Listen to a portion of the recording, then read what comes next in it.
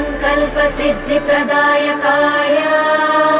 ಈ ಮಠ ಅನ್ನೋದೊಂದು ಯೂನಿವರ್ಸಿಟಿ ಇದ್ದಾಗೆ ತುಂಬ ನಮಗೆ ಅದನ್ನು ಪಾಠಗಳನ್ನು ಹೇಳಿಕೊಡ್ತದೆ. ಅದು ನಾವು ಬೇರೆ ಬೇರೆ ರೀತಿಯ ಜನಗಳನ್ನ ನೋಡ್ತೇವೆ, ಬೇರೆ ಬೇರೆ ರೀತಿಯ ಜನಗಳಿಂದ ನಾವೇನೋ ಎಷ್ಟೋ ಕಲ್ತಿರ್ತೇವೆ. ಏನಾದರೂ ಒಂದು ಸ್ವಲ್ಪ ಏನಾದರೂ ಮಾಡಲಿಕ್ಕೆ ಆಗಿದ್ರೆ ಅದು ನನ್ನ ಪೂರ್ವಾಶ್ರಮದ ಸ್ವಾಮೀಜಿಯವರೊಟ್ಟಿಗಿದ್ದಂಥ ನನ್ನ ಆ ಜೀವನದ ಒಂದು ಅನುಭವ. ನಾವು ತಂದೆ ತಾಯಿಯವರೊಟ್ಟಿಗೆ ಹೆಚ್ಚು ಬೆಳೆದಲ್ಲ, ನಾವು ಸ್ವಾಮಿಗಳೊಟ್ಟಿಗೆ ಮಠದಲ್ಲಿ ಸ್ವಾಮೀಜಿಯವರ ತಾಯಿಯೊಟ್ಟಿಗೆ ಹೀಗೆ ಬೆಳೆದವರು. ಅದರಿಂದ ನಮಗೆ ಮಠದ ಸಂಸ್ಕಾರಗಳು ಹೆಚ್ಚು ನಮಗೆ ರೂಢಿಯಾದದ್ದು ಹಾಗೆ. 1960ರಲ್ಲಿ ಸ್ವಾಮಿಗಳಾಗಿ 2020ರವರೆಗೆ ಅಂದರೆ 60 ವರ್ಷಗಳ ಕಾಲ ಅವರು ಸನ್ಯಾಸಿಯಾಗಿ ಸ್ವಾಮಿಗಳಾಗಿ ಮಠಾಧಿಪತಿಗಳಾಗಿ ಅವರಿದ್ದರು. ಬಹುಶಃ ಈ ಭಾಗದಲ್ಲಿ ಪೇಜಾವರ ವಿಶ್ವೇಶ ತೀರ್ಥರನ್ನು ಬಿಟ್ಟರೆ ಅತ್ಯಂತ ಹೆಚ್ಚು ಚಾತುರ್ಮಾಸವನ್ನು ಮಾಡಿದಂಥ ಸ್ವಾಮಿಗಳು. 60 ವರ್ಷ ಸ್ವಾಮಿಗಳಾಗಿರೋದಂದರೆ ಅದು ಸಣ್ಣ ವಿಷಯ ಅಲ್ಲ. ಹಲವಷ್ಟು ಮಠಗಳಲ್ಲಿ ಈಗ ಉಡುಪಿ ಆಶ್ರಮ ಮಠಗಳಲ್ಲಿ ಬ್ರಹ್ಮಚರ್ಯ ಸನ್ಯಾಸ, ಅಲ್ಲಿ ಮದುವೆ ಆದವರು ಸ್ವಾಮಿಗಳಾಗುವಾಗಿಲ್ಲ. ಮಂತ್ರಾಲಯದಲ್ಲಿ ಗೃಹಸ್ಥಾಶ್ರಮ ಸನ್ಯಾಸ, ಮದುವೆ ಆದವರು ಕೂಡ ಅಲ್ಲಿ ಸ್ವಾಮಿಗಳಾಗ್ತಾರೆ.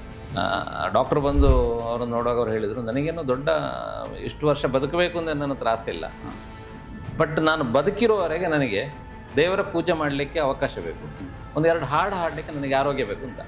ಅದನ್ನು ದೇವರು ನಡೆಸಿಕೊಟ್ಟಿದ್ದಾರೆ ಅವರಿಗೆ. ಅದು ಭಾಳ ವಿಶೇಷ. ನಾನು ಒಂದೇ ಮಾತು ಹೇಳಿದರೆ, ನಾನು ಸ್ವಾಮಿಗಳಾಗೋದಿಲ್ಲ, ನಾನು ಇದೇ ರೀತಿ ಸೇವೆ ಮಾಡ್ಕೊಂಡು ಬರ್ತೇನೆ, ಸನ್ಯಾಸ ನನಗೆ ಬೇಡ ಅಂತ ಹೇಳಿದೆ.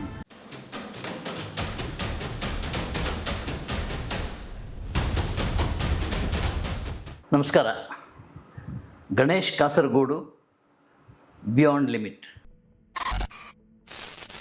ಬಿಯಾಂಡ್ ಲಿಮಿಟ್ಸ್ ಈ ನಮ್ಮ ಸಂಸ್ಥೆಯಲ್ಲಿ ಅದೆಂತೆಂಥ ವ್ಯಕ್ತಿಗಳು, ಎಂತೆಂಥ ಗ್ರೇಟ್ ಪರ್ಸನಾಲಿಟಿಗಳು ಬರ್ತಾರೆ ಅಂದರೆ ತುಂಬ ಖುಷಿಯಾಗುತ್ತೆ. ಎಲ್ಲ ಬಿಯಾಂಡ್ ಲಿಮಿಟ್ಸ್ ಇರುವಂಥ ವ್ಯಕ್ತಿಗಳು, ಶಕ್ತಿಗಳು ನಮ್ಮ ಜೊತೆ ಕೋಆಪ್ರೇಟ್ ಮಾಡ್ತಾ ಇದ್ದಾರೆ. ಇವತ್ತು ನಾವು ನಮ್ಮ ಸ್ಟುಡಿಯೋದಲ್ಲಿ ಕೂತ್ಕೊಂಡಿಲ್ಲ, ಇವತ್ತು ಒಂದು ಸಂಸ್ಥಾನದಲ್ಲಿ ಕೂತ್ಕೊಂಡಿದ್ದೀವಿ. ಎಡನೀರು ಮಠ, ಕಾಸರಗೋಡಿನ ಒಂದು ಕಳಶ ಇದು. ಕೇರಳದಲ್ಲಿರುವಂಥ ಕಾಸರಗೋಡಿನ ಕಳಶವಾಗಿರುವಂಥ ಈ ಎಡನೀರು ಮಠದಲ್ಲಿ ಸಂಸ್ಥಾನದಲ್ಲಿ ಕೂತ್ಕೊಂಡು ನಾವು ಮಾತಾಡ್ಲಿಕ್ಕೆ ಹೊಡ್ತೀವಿ. ನಿಮ್ಗೆ ಗೊತ್ತಿರ್ಬೋದು ಈಗ ಯಾರ ಹತ್ರ ಮಾತಾಡ್ತಿದ್ದೀವಿ ಅಂತೇಳಿ. ಸಾಮಾನ್ಯವಾಗಿ ಅವರು ಯಾವ ಚಾನಲ್ಗೂ ಮಾತಾಡಲಿಕ್ಕೆ ಇಷ್ಟಪಡಲ್ಲ. ತುಂಬ ಚಾನಲ್ಗೇನು ಕಮ್ಮಿನ ಎಲ್ಲ ಕೇಳ್ತಾ ಇದ್ದಾರೆ. ಆದರೆ ಅವರು ಪ್ರೀತಿ ಇಟ್ಟು ಗೌರವಪೂರ್ಣವಾಗಿ ನಮಗೆ ಈ ಅವಕಾಶವನ್ನು ಕೊಟ್ಟಿದ್ದಾರೆ. ಅದು ನಮ್ಮ ಸೌಭಾಗ್ಯ.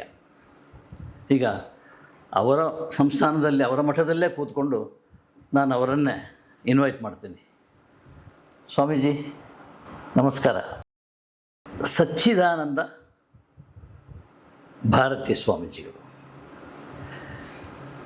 ಇವರು ಒಂದು ಅಚಾನಕವಾದ ಸಂದರ್ಭದಲ್ಲಿ ಇಲ್ಲಿ ಸ್ವಾಮೀಜಿಗಳಾಗಿ ಕೂತ್ಕೊಂಡಿದ್ದಾರೆ.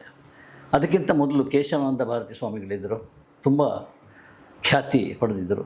ಕೆಲವೊಮ್ಮೆ ಏನಾಗ್ತದೆ ಅಂದರೆ ತಂದೆ ತುಂಬ ಖ್ಯಾತಿ ಪಡೆದಿರುವಾಗ ಮಕ್ಕಳ ಜವಾಬ್ದಾರಿ ಜಾಸ್ತಿ ಆಗಿಬಿಡ್ತದೆ. ನಾವು ಸಿನಿಮಾ ರಂಗದಲ್ಲೇ ನೋಡ್ತಾ ಇದ್ವಿ ಹೇಗೆ ಅದನ್ನು ಮೀರಿ ಬೆಳೆಯೋದು ಹೇಗೆ ಅಂತೇಳಿ. ಈಗ ಇದು ಇಲ್ಲಿ ಸ್ವಾಮೀಜಿಗಳು ಕೇಶವಾನಂದ ಭಾರತಿಗಳು ತುಂಬ ದೊಡ್ಡ ಹೆಸರು ಮಾಡಿದವರು. ಆ ಹೆಸರನ್ನು ಉಳಿಸುವುದು ಮತ್ತು ಬೆಳೆಸುವುದು ಹೇಗೆ ಅಂತ ಯೋಚನೆ ಮಾಡಿಕೊಂಡು ಬಂದಂಥ ಸಚ್ಚಿದಾನಂದ ಭಾರತಿಯವರು ಈಗ ನಮ್ಮ ಹತ್ರ ಮಾತಾಡಲಿಕ್ಕಿದ್ದಾರೆ. ಸೊ ಮುಖ್ಯವಾಗಿ ಅವರು ಏನಾಗಿದ್ದರು, ಅವರ ಪೂರ್ವಾಶ್ರಮದ ಜೀವನ ಹೇಗಿದೆ, ಬದುಕು ಹೇಗಿದೆ, ಹೇಗಿತ್ತು ಅಂತ ನಾನು ಕೇಳಲಿಕ್ಕೆ ಹೊರಟಿದ್ದೀನಿ. ಸ್ವಾಮೀಜಿಗಳೇ, ನಿಮ್ಮ ಪೂರ್ವಾಶ್ರಮದ ಬದುಕು, ಅಲ್ಲಿಯ ಹೆಸರು, ಅಲ್ಲಿಯ ನಿಮ್ಮ ಒಡನಾಟಗಳು ಹೇಗಿತ್ತು ಅಂತ ನಮಗೆ ಸ್ವಲ್ಪ ತಿಳಿಸಿಕೊಟ್ರೆ. ನಾನು ಹುಟ್ಟಿ ಬೆಳೆದ ಎಡನೀರು. ಓಕೆ. 1970ನೇ ಇಸವಿಯಲ್ಲಿ ನಾನು ಹುಟ್ಟಿದ್ದು. ಆನಂತರ ನನ್ನ ವಿದ್ಯಾಭ್ಯಾಸ 10ನೇ ತರಗತಿಯವರೆಗೆ ನನ್ನ ವಿದ್ಯಾಭ್ಯಾಸ ಎಡನೀರಿನಲ್ಲೇ ಆಯಿತು. ಆನಂತರದ ನನ್ನ PU ಮತ್ತು ಅಂದರೆ ಪದವಿ ಪೂರ್ವ ಮತ್ತು ಪದವಿ ವಿದ್ಯಾಭ್ಯಾಸಗಳು ನಾನು ಪುತ್ತೂರಿನ ವಿವೇಕಾನಂದ ಕಾಲೇಜಿನಲ್ಲಿ ಮಾಡಿದೆ. ಓಕೆ. ಅದಾದ ಮೇಲೆ ನಾನು ಮಠಕ್ಕೆ ಮತ್ತೆ ಬಂದೆ. ಸುಮಾರು 28 ವರ್ಷಗಳ ಕಾಲ. ನಾನು 92ರಲ್ಲಿ ಇಲ್ಲಿಗೆ ಬಂದವ. 2020ರಲ್ಲಿ ಸ್ವಾಮೀಜಿಯವರು ಮುಕ್ತರಾದದ್ದು. ಅಲ್ಲಿವರೆಗೆ ಸ್ವಾಮಿಗಳೊಟ್ಟಿಗೆ ನಾನು ಈ ಮಠದ ಎಲ್ಲ ವಲಯಗಳಲ್ಲಿಯೂ ನಾನು ಕೆಲಸ ಮಾಡಿದೆ. ಸ್ವಾಮಿಗಳಿಗೆ ಪೂಜೆಗೆ ರೆಡಿ ಮಾಡೋದ್ರಿಂದ ಹಿಡಿದು, ಆ ನಂತರದಲ್ಲಿ ನಮ್ಮ 15 ವರ್ಷ ನಮ್ಮ ಯಕ್ಷಗಾನ ಮಂಡಳಿ ಮೇಳ ಇತ್ತು, ಅದರ ಫುಲ್ಲು ಪೂರ್ಣ ಜವಾಬ್ದಾರಿ. ಆಮೇಲೆ ನಾನು ಸ್ವಾಮಿಗಳಾಗೋದ್ರ ಮೊದಲು ಮಠದ ಮ್ಯಾನೇಜರ್ ಆಗಿದ್ದೆ, ಅಡ್ಮಿನಿಸ್ಟ್ರೇಟರ್ ಆಗಿದ್ದೆ, ಓಕೆ ಓಕೆ ಸ್ವಾಮಿಗಳ ಕಾರ್ಯದರ್ಶಿ. ವಿಶೇಷವಾಗಿ 20 ವರ್ಷ, ಒಂದು 2000ರಿಂದ 2020ರವರೆಗೆ ಯಾವುದೇ ಕಾರ್ಯಕ್ರಮಕ್ಕೆ ಸ್ವಾಮಿಗಳನ್ನು ನಾನೇ ಸ್ವತಃ ಡ್ರೈವ್ ಮಾಡ್ಕೊಂಡು ಕರ್ಕೊಂಡು ಹೋಗ್ತಾ ಇದ್ದೆ. ಓಕೆ ಓಕೆ ಹೌದು, ಒಂದು ಅರ್ಥದಲ್ಲಿ ಸ್ವಾಮಿಗಳ ಒಂದು ಪೂರ್ಣಾವಧಿ ಡ್ರೈವರ್ ಆಗಿದ್ದೆ ನಾನು. ಹಾಗಿದ್ದೆ. Okay okay. ಅದರಿಂದಾಗಿ ತುಂಬ ಲಾಭ ಆಗಿದೆ ನಮಗೆ. ಭಾಳಷ್ಟು ಊರುಗಳನ್ನು, ಭಾಳಷ್ಟು ಜನಗಳನ್ನು ನಾವು ನೋಡಿದ್ದೇವೆ. ಯಾಕಂದರೆ ಮಠ ಅನ್ನೋದೊಂದು ಯೂನಿವರ್ಸಿಟಿ ಇದ್ದಾಗೆ. Yes yes. ತುಂಬ ನಮಗೆ ಅದನ್ನು ಪಾಠಗಳನ್ನು ಹೇಳಿಕೊಡ್ತದೆ ಅದು. ನಾವು ಬೇರೆ ಬೇರೆ ರೀತಿಯ ಜನಗಳನ್ನ ನೋಡ್ತೇವೆ, ಬೇರೆ ಬೇರೆ ರೀತಿಯ ಜನಗಳಿಂದ ನಾವೇನೋ ಎಷ್ಟೋ ಕಲ್ತಿರ್ತೇವೆ. ಅದು ಬೇರೆ ಬೇರೆ ಊರುಗಳನ್ನು ನೋಡ್ತೇವೆ, ಬೇರೆ ಬೇರೆ ಸಂಸ್ಕಾರಗಳನ್ನು ನೋಡ್ತೇವೆ. ಅದು ಬಹಳಷ್ಟು ಲಾಭ ಆಗಿದೆ ನನಗೆ ಇವತ್ತಿನ ನನ್ನ ಈ ಸನ್ಯಾಸ ಜೀವನ ಅಥವಾ ಈ ಮಠಾಧಿಪತಿಯಾಗಿ ನಾನು ಈ ಮಠದಲ್ಲಿ ಇರುವ ಸಂದರ್ಭದಲ್ಲಿ ನನಗೆ ಏನಾದರೂ ಒಂದು ಸ್ವಲ್ಪ ಏನಾದರೂ ಮಾಡಲಿಕ್ಕಾಗಿದ್ದರೆ ಅದು ನನ್ನ ಆ ಪೂರ್ವಾಶ್ರಮದ ಸ್ವಾಮೀಜಿಯವರೊಟ್ಟಿಗಿದ್ದಂಥ ನನ್ನ ಆ ಜೀವನದ ಒಂದು ಅನುಭವ, ಜೀವನಾನುಭವ ಅಂತ ಹೇಳ್ತಾರಲ್ಲ, ಅದು ಖಂಡಿತವಾಗಿಯೂ ನನಗೆ ಬಹಳಷ್ಟು ಫಲಕಾರಿಯಾಗಿದೆ. ನನ್ನ ತಂದೆಯವರು ನಾರಾಯಣ ಕಿದಿಲ ಅಂತ ಹೇಳಿ, ನನ್ನ ತಾಯಿ ಸಾವಿತ್ರಿ ಅಮ್ಮ ಅಂತ. ಸಾವಿತ್ರಿ ಅಮ್ಮ ಅಂದರೆ ಸ್ವಾಮಿಗಳ ನೇರ ಅಕ್ಕ ಹಿರಿಯ ಸಹೋದರಿ. ನನ್ನ ತಂದೆಯವರು ಕಾಸರಗೋಡು ವಲಯದಲ್ಲಿ ಭಾಳಷ್ಟು ದೊಡ್ಡ ಯಕ್ಷಗಾನ ಅರ್ಥಧಾರಿಯಾಗಿದ್ದರು, ತಾಳಮದ್ದಲೆ ಅರ್ಥಧಾರಿಯಾಗಿದ್ದರು. ಸುಮಾರು 82ನೇ ಇಸವಿಯಲ್ಲಿ ಅವರು ತೀರ್ಕೊಂಡ್ರು. ನನಗಾಗ 12 ವರ್ಷ. ಇಲ್ಲಿ ಸ್ವಾಮಿಗಳು ಮತ್ತು ನನ್ನ ತಾಯಿ ಮಾತ್ರ, ಬೇರೆ ಮಕ್ಕಳಿಲ್ಲ. ಹಾಗಿರುವಾಗ ಸ್ವಾಮಿಗಳಾದರು. 1960ನೇ ಇಸವಿಯಲ್ಲಿ ಸ್ವಾಮಿಗಳು ಆದರು. ಆ ನಂತರದಲ್ಲಿ ಆ ಕುಟುಂಬದ ಈಗ ಅವ್ರದ್ದು ಮಂಜತ್ತಾಯ ಕುಟುಂಬ ಅಂತ, ನಾವು ಕೆದಿಲಾಯ ಕುಟುಂಬದಿಂದ ಬಂದವರು. ಆ ಮಂಜತ್ತಾಯ ಕುಟುಂಬದ ಏನು ಅದೊಂದು ತರವಾಡು ಮನೆ ಅಂತ ಹೇಳ್ತಾರಲ್ಲ, ಆ ರೀತಿಯಲ್ಲಿ ಅದರ ಏನು ಧಾರ್ಮಿಕವಾದಂಥ ವಿಧಿವಿಧಾನಗಳಿದೆ ಅದನ್ನು ಮಾಡಲಿಕ್ಕೆ ಸ್ವಾಮಿಗಳಾದ ಮೇಲೆ ಅವರಿಗೆ ಅದಕ್ಕೆ ಆಗೋದಿಲ್ಲ. ಅವರ ಹಿರಿಯರ ಶಾರದಗಳಾಗಲಿ ಅಥವಾ ಆ ಮನೆಯಲ್ಲಿ ಬರುವಂಥ ಪೂಜೆ ಪುನಸ್ಕಾರಗಳಾಗಲಿ ಎಲ್ಲ ಮಾಡಲಿಕ್ಕೆ ಆಗೋದಿಲ್ಲ. ಹಾಗಿರುವಾಗ 1982-83ನೇ ಇಸವಿಯಲ್ಲಿ ಸ್ವಾಮೀಜಿಯವರ ತಾಯಿಯವರಿದ್ದರು. ತಂದೆಯವರು ನಾನೆಲ್ಲ ಹುಟ್ಟಿದ್ರ ಮೊದಲೇ ಅವರು ತೀರಿ ಹೋಗಿದ್ದಾರೆ. ಅವರ ತಾಯಿಯವರು ನನ್ನನ್ನು ಅವರ ಕುಲಕ್ಕೆ ನನ್ನನ್ನು ದತ್ತ ತಗೊಂಡ್ರು. ಅಂದರೆ ಮಗಳ ಮಗನನ್ನು ಅವರ ಮಗನಾಗಿ ದತ್ತುಪುತ್ರನಾಗಿ ಅವರು ತಗೊಂಡ್ರು. ಆ ನಂತರದ ದಿನಗಳಲ್ಲಿ ನಾನು ಸ್ವಾಮಿಗಳಾಗುವವರೆಗೂ ಸ್ವಾಮಿಗಳಲ್ಲದೆ ಲೌಕಿಕವಾಗಿ ಮಾಡುವಂಥ ಏನು ಅವರ ಜವಾಬ್ದಾರಿಗಳಿತ್ತು, ಈ ಶಾರದಾದಿಗಳಿರ್ಬೋದು ಅಥವಾ ಮಠದ ಇದು ಪೂರ್ವಾಶ್ರಮದ ಮನೆಯ ಪೂಜೆ ಪುನಸ್ಕಾರಗಳಿರ್ಬೋದು, ಅದನ್ನೆಲ್ಲ ನಾನು ಮಾಡ್ಕೊಂಡು ಬಂದೆ. ಹಾಗಿರುವಾಗ ನನ್ನ SLC ಬುಕ್ ಇರ್ಬೋದು, ನನ್ನ ಅಫಿಷಿಯಲ್ ಆಗಿರುವಂಥ ನನ್ನ ಹೆಸರೇನೆಂದರೆ ಜಯರಾಮ ಕೆದಿಲಾಯ ಅಂತ. ಆದರೆ ಅವರು ಇದು ದತ್ತ ಸ್ವೀಕಾರ ಮಾಡಿದ ಕಾರಣ ಜಯರಾಮ ಮಂಜತ್ತಾಯ ಅಂತ ಆಯಿತು. ಮಂಜತ್ತಾಯ ಅಂತ. ಹಿಂದಿನಿಂದಲೂ ಇಲ್ಲಿ ಮಂಜತ್ತಾಯ ಕುಟುಂಬದವರು ಸ್ವಾಮಿಗಳಾಗ್ತಾ ಇದ್ದದ್ದು. ಅದೇನು ಶಾಸ್ತ್ರ ಅಲ್ಲ, ಒಂದು ಸಂಪ್ರದಾಯವಾಗಿ ಒಂದು ಹಾಗೆ ಬಂದದ್ದಷ್ಟೇ. ಹಾಗೇನು ಆಗಲೇಬೇಕು ಅಂತ ಏನಿಲ್ಲ. ಆ ರೀತಿಯಲ್ಲಿ ನನ್ನ ಜೀವನ, ನನ್ನ ಪೂರ್ವಾಶ್ರಮದ ಜೀವನ ಆ ರೀತಿಯಲ್ಲಿ ಬೆಳೆದು ಬಂದದ್ದು. ಒಟ್ಟು ನಾನೊಂದು ಬಹುಶಃ ಸಣ್ಣ ವಯಸ್ಸಿನಲ್ಲೇ, ನಾವು ತಂದೆ ತಾಯಿಯವರೊಟ್ಟಿಗೆ ಹೆಚ್ಚು ಬೆಳೆದಲ್ಲ, ನಾವು ಸ್ವಾಮಿಗಳೊಟ್ಟಿಗೆ ಮಠದಲ್ಲಿ ಸ್ವಾಮೀಜಿಯವರ ತಾಯಿಯೊಟ್ಟಿಗೆ ಹೀಗೆ ಬೆಳೆದವರು. ಅದರಿಂದ ನಮಗೆ ಮಠದ ಸಂಸ್ಕಾರಗಳು ಹೆಚ್ಚು ನಮ್ಮಲ್ಲಿ ರೂಢಿಯಾದದ್ದು ಹಾಗೆ. ಆಮೇಲೆ ಹಿರಿಯ ಸ್ವಾಮೀಜಿಗಳು ಎಷ್ಟು ವರ್ಷ ಆಡಳಿತ ಮಾಡಿದರು? ಹಿರಿಯ ಸ್ವಾಮಿಗಳು ನೋಡಿ, ಅವರು 1941ರಲ್ಲಿ ಅವರು ಹುಟ್ಟಿದ್ದು, ಸೆಪ್ಟೆಂಬರ್. 1960ರಲ್ಲಿ ಅವರು ಸ್ವಾಮಿಗಳಾದದ್ದು. 1960ರಲ್ಲಿ ಸ್ವಾಮಿಗಳಾಗಿ 2020ರವರೆಗೆ ಅಂದರೆ 60 ವರ್ಷಗಳ ಕಾಲ ಅವರು ಸನ್ಯಾಸಿಯಾಗಿ ಸ್ವಾಮಿಗಳಾಗಿ ಮಠಾಧಿಪತಿಗಳಾಗಿ ಅವರಿದ್ದರು. ಬಹುಶಃ ಈ ಭಾಗದಲ್ಲಿ ಪೇಜಾವರ ವಿಶ್ವೇಶ ತೀರ್ಥರನ್ನು ಬಿಟ್ಟರೆ ಅತ್ಯಂತ ಹೆಚ್ಚು ಚಾತುರ್ಮಾಸವನ್ನು ಮಾಡಿದಂಥ ಸ್ವಾಮಿಗಳು ಅವರು ಮುಕ್ತರಾಗುವವರೆಗೆ. ಅದರ ಅದ್ವೈತ ಪರಂಪರೆಯಲ್ಲಿಯೂ ಹಾಗೆ ಅವರೇ ಹೆಚ್ಚು ಮಾಡಿದವರು. ಅವರಿಗಿಂತ ಬಹುಶಃ ಸ್ವಲ್ಪ ಹೆಚ್ಚು ಕಾಂಚಿ ಸ್ವಾಮಿಗಳೇನಿದ್ರು ಅವರ ಜೀವಿತ ಅವಧಿಯಲ್ಲಿ. 60 ವರ್ಷ ಸ್ವಾಮಿಗಳಾಗಿರೋದಂದರೆ ಅದು ಸಣ್ಣ ವಿಷಯ ಅಲ್ಲ. ತುಂಬ ನನಗೆ ನನ್ನದೇ ಆದ ಒಂದು ಪ್ರಶ್ನೆ ಅಂದರೆ, ಅವ್ರ ಮದುವೆ ಆಗಿತ್ತಾ ಅವರಿಗೆ? ಇಲ್ಲ. ಈಗ ನಮಗೆ ಸನ್ಯಾಸದಲ್ಲಿ ಇದು ಮಠ ಪರಂಪರೆಯಲ್ಲಿ 2 ವಿಧಾನಗಳಿವೆ. ಗೃಹಸ್ಥಾಶ್ರಮ ಸನ್ಯಾಸ ಇದೆ, ಅಂದರೆ ಮದುವೆ ಆಗಿದ್ದವರು ಆಮೇಲೆ ಸನ್ಯಾಸವನ್ನು ತಗೊಳ್ಳೋದು. ಇದು ಬ್ರಹ್ಮಚಾರಿ ಸನ್ಯಾಸದ ಒಂದು ಪರಂಪರೆ ಇಲ್ಲಿ ಈ ಕೆಲವು ಮಠಗಳಲ್ಲಿದೆ. ಅಂದರೆ ನಿಮಗೆ ಹಿಂದಿನ ಕಾಲದಲ್ಲಿ ಬಂದಂಥ ಪದ್ಧತಿ ಅದು ಏನು, ಬ್ರಹ್ಮಚರ್ಯ, ಗೃಹಸ್ಥ್ಯ, ಮತ್ತು ಇದು ವಾನಪ್ರಸ್ಥ, ಆಮೇಲೆ ಸನ್ಯಾಸ ಅಂದರೆ ತುರಿಯಾಶ್ರಮ, ಅದರ ನಂತರ ಮತ್ತೆ ಆಶ್ರಮ ಇಲ್ಲ. ಹಾಗೆ ಒಂದು ಲೆಕ್ಕದಲ್ಲಿ ಅದು ನಿಮಗೆ ಪ್ರಾಯೋಗಿಕವಾಗಿ ಅದು ನಿಜವಾದ ಅದು ಪದ್ಧತಿ. ಅಂದರೆ ಮನುಷ್ಯ ಎಲ್ಲವನ್ನೂ ಅನುಭವಿಸಿ ಗೃಹಸ್ಥಾಶ್ರಮದನ್ನು ಕೂಡ ಅನುಭವಿಸಿ ಆಮೇಲೆ ಅವನು ಸನ್ಯಾಸಕ್ಕೆ ಬರೋದು. ಆದರೆ ಆ ನಂತರದಲ್ಲಿ ಬಹುಶಃ ಶಂಕರಾಚಾರ್ಯರ ಇದಾದ ಮೇಲೆ ಆಗಿರ್ಬೋದು ಈ ಬ್ರಹ್ಮಚರ್ಯ ಸನ್ಯಾಸ ಅನ್ನೋಂಥದ್ದು ಕೂಡ ಬಂತು. ಹಲವಷ್ಟು ಮಠಗಳಲ್ಲಿ ಈಗ ಉಡುಪಿ ಆಶ್ರಮ ಮಠಗಳಲ್ಲಿ ಬ್ರಹ್ಮಚರ್ಯ ಸನ್ಯಾಸ, ಅಲ್ಲಿ ಮದುವೆ ಆದವರು ಸ್ವಾಮಿಗಳಾಗುವಾಗಿಲ್ಲ. ಮಂತ್ರಾಲಯದಲ್ಲಿ ಗೃಹಸ್ಥಾಶ್ರಮ ಸನ್ಯಾಸ, ಮದುವೆ ಆದವರು ಕೂಡ ಅಲ್ಲಿ ಸ್ವಾಮಿಗಳಾಗ್ತಾರೆ. ಇಲ್ಲಿ ನಮ್ಮ ಪದ್ಧತಿ ಹಾಗೆ ಬ್ರಹ್ಮಚರ್ಯ ಸನ್ಯಾಸ. ಅವ್ರದ್ದು ಅನಿರೀಕ್ಷಿತ ಡೆತ್. ಅಂದರೆ ಅವರು ಮುಕ್ತರಾಗುವಾಗ ಅವರಿಗೆ ಅಂದರೆ 80 ವರ್ಷ. ಅಂದರೆ ನೋಡಿ, ಸೆಪ್ಟೆಂಬರು 5ನೇ ತಾರೀಕಿಗೆ 2020 ಸೆಪ್ಟೆಂಬರ್ 5ನೇ ತಾರೀಕಿಗೆ ಅವರು ಮುಕ್ತರಾದದ್ದು. 12 ದಿವಸದಲ್ಲಿ ಅವರ ಆರಾಧನೆ ಆಗ್ತದೆ. 12ನೇ ದಿವಸ ಅವರ ಆರಾಧನೆಯ ದಿವಸವೇ ಅವರಿಗೆ 80 ತುಂಬಿದ್ದು. ಅಂದರೆ 80 ವರ್ಷಕ್ಕೆ ಅವರು ಮುಕ್ತರಾದದ್ದು. ನಿರೀಕ್ಷೆ ಅದು ಅಂದರೆ 80 ವರ್ಷ ಆಗಿತ್ತು. ಆದರೆ ನಾವೆಲ್ಲ ಅವರನ್ನು ಅಷ್ಟು ಬೇಗ ನಾವು ಕಳ್ಕೊಳ್ತೇವೆ ಅನ್ನುವಂಥ ನಿರೀಕ್ಷೆ ನಮಗಿರಲಿಲ್ಲ. ತುಂಬ ಒಳ್ಳೆ ಆರೋಗ್ಯವಂತರಾಗಿದ್ದರು ಅವರು. ಆ ಕೊನೆಯ ಗಳಿಗೆವರೆಗೆ ಕೂಡ ಅವರ ವೈಯಕ್ತಿಕವಾದಂಥ ಕೆಲಸಗಳಿಗೆ ಯಾರನ್ನು ಕೂಡ ಅವಲಂಬಿಸಲಿಲ್ಲ. ಅಲ್ಲಿ ಅಷ್ಟರವರೆಗಿದ್ದರು. ಯಕ್ಷಗಾನ ಆಗಲಿ, ಮಠದ ವ್ಯವಹಾರ, ಅದು ಒಂದು ಭಾಳ ವಿಶೇಷ. ಅವರು ಮುಕ್ತರಾದದ್ದು ಕೊರೋನಾ ಕಾಲದಲ್ಲಿ. 2020 ಸೆಪ್ಟೆಂಬರು 5ನೇ ತಾರೀಕಿಗೆ ಅವರು ಮುಕ್ತರಾದದ್ದು. 2020 ಸೆಪ್ಟೆಂಬರು 2ನೇ ತಾರೀಕಿಗೆ ಅವರ 60ನೇ ಚಾತುರ್ಮಾಸವನ್ನು ಮುಗಿಸಿದರು. ಈ ಸ್ವಾಮಿಗಳಿಗೆಲ್ಲ ನೀವು ಪ್ರಾಯದಲ್ಲೇ ಅಲ್ಲ, ನಾವೆಲ್ಲ ನಮಗೆಲ್ಲ ಒಂದು ಲೆಕ್ಕದಲ್ಲಿ ನಾವು ನೋಡಿ ಋಷಿ ಶಾರದ, ಮಾತೃಶಾರದ, ಪಿತೃಶಾರದ, ಆತ್ಮಶಾರದವನ್ನು ಹಾಕಿಕೊಂಡು ಸ್ವಾಮಿಗಳಾಗೋದು. ಅಂದರೆ ನಮಗೊಂದು ರೀತಿಯಲ್ಲಿ ಮರುಹುಟ್ಟು. ನಮ್ಮ ಆಯುಸ್ಸನ್ನು ನೀವು ಹಿಡಿಯೋದು ಅಲ್ಲಿಂದ. ಸ್ವಾಮಿಗಳಿಗೆ ಹೇಗೆ ಅಂದರೆ ಕಿರಿತನವ ಇದ್ದರೆ ಅವರ ಚಾತುರ್ಮಾಸದ ಲೆಕ್ಕದಲ್ಲಿ 60 ಚಾತುರ್ಮಾಸ ಅಂದರೆ ಅವರು ತುಂಬ ಹಿರಿಯರು ಅಂತ ಲೆಕ್ಕ. ಹಾಗೆ ಆ ಲೆಕ್ಕದಲ್ಲಿ ಅವರು ಸೆಪ್ಟೆಂಬರು 2ನೇ ತಾರೀಕಿಗೆ 60ನೇ ಚಾತುರ್ಮಾಸವನ್ನು ಮುಗಿಸಿ 5ನೇ ತಾರೀಕಿಗೆ ಅವರು ಮುಕ್ತರಾದದ್ದು. 2ನೇ ತಾರೀಕಿಗೆ ಏನು ಆ ಕೊರೋನಾ ಕಾಲದಲ್ಲಿ ಅವರು ನನ್ನ ಹತ್ರ ಅದರ ಮೊದಲು ಹೇಳಿದರು, ನನಗೊಂದು ತಾಳಮದ್ದಲೆ ಮಾಡಬೇಕು ಹೇಳಿದರು. ಅವ್ರಿಗೆ ಸ್ವಲ್ಪ ಅವರ ಕೊನೆಯ ಕಾಲದಲ್ಲಿ ಸ್ವಲ್ಪ ಅವರಿಗೆ ಈ ಸ್ಯಾಚುರೇಷನ್, ಉಸಿರಾಡುವ ಸಮಸ್ಯೆ ಇತ್ತು. ಅದಕ್ಕೆ ಏನು ಅಂತ ನಾವೆಲ್ಲ ಮತ್ತೆ ಎಲ್ಲ ಡಾಕ್ಟರ್ ಹತ್ರ ಎಲ್ಲ ಇದು ಮಾಡುವಾಗ ಅವರಿಗೆ ಸಹಜವಾದಂಥ ಇದರ ವಾಲ್ವ್ ಅದು ಶ್ರಿಂಕ್ ಆಗಿದೆ ಎಲ್ಲ. ಅದಕ್ಕೆ ಅವರು ಡಾಕ್ಟರ್ಗಳು ಅದಕ್ಕೆ ಕಾರಣ ಕೊಟ್ಟರು.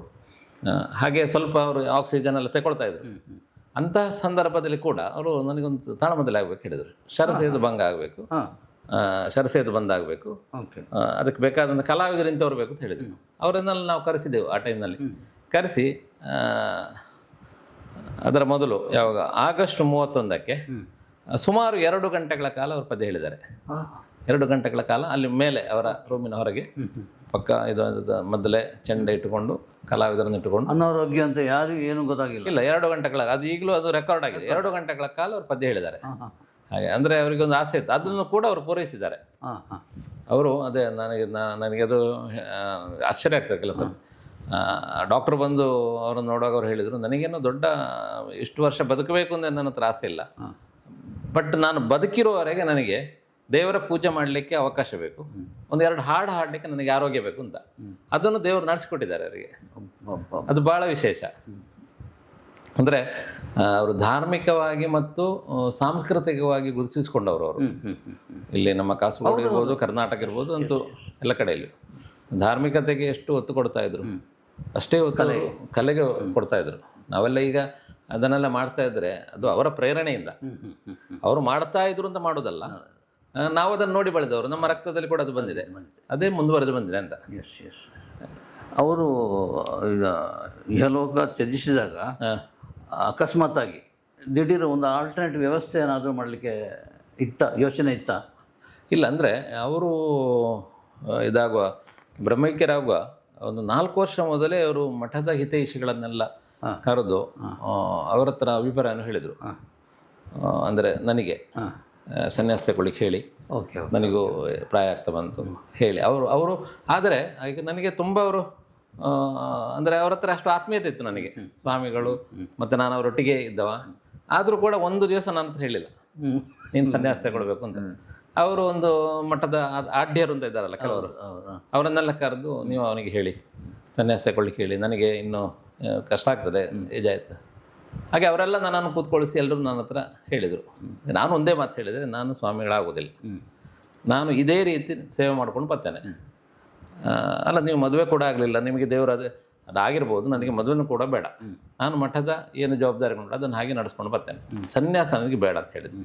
ಅಂದರೆ ಅದರ ಬಗ್ಗೆ ಜಿಗುಪ್ಸೆ ಇಲ್ಲ, ಒಂಥರ ನಾವು ಅದಕ್ಕೆ ಮನಸ್ಸಲ್ಲಿ ಏನಂದರೆ ನಾವು ಅದಕ್ಕೆ ಅರ್ಹರಲ್ಲ, ಅಥವಾ ನಾವು ಅದಕ್ಕೆ ಸರಿಯಾಗಿ ನ್ಯಾಯ ಕೊಡಲಿಕ್ಕೆ ಸಾಧ್ಯ ಇಲ್ವೋ ಏನೋ ಅನ್ನುವಂಥ ಒಂದು ಇದು ಕೂಡ ಇರ್ತಾರೆ ನಮ್ಮ ಹತ್ರ.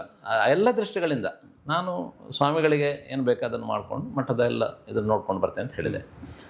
ಆದರೆ ಇದು ಏನಾಯ್ತು ಅಂದರೆ ಸ್ವಾಮಿಗಳು ಅಕಸ್ಮಾತಾಗಿ ಇದಾದರು, ಎಲ್ಲರೂ ಸೇರಿಕೊಂಡು ನನ್ನ ಹತ್ರ ಬಂದು ಕೇಳಿದರು, ಈಗ ನೀವು ಆಗಬೇಕು, ಯಾಕಂದರೆ ಮಠ ಅನಾಥ ಆಗಬಾರ್ದು, ನೀವು ಆಗಬೇಕು ಅಂದರು.